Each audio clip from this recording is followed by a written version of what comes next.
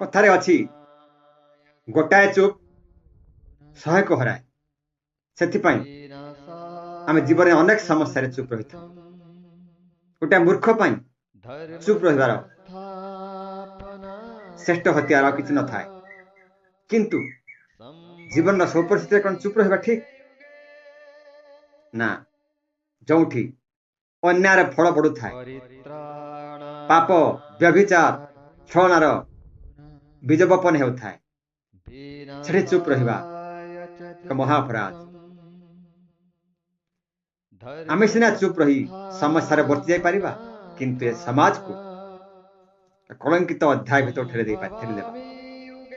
इतिहास साक्षी अछि पापी मानक द्वारा समाज रे जति क्षति है ना, सज्जन मानकर चुप रहिबारे ही ए समाजर महाप्रलय है।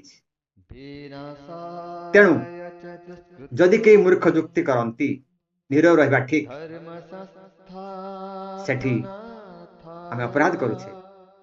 तेणु स्वर उठा, प्रतिरोध कर।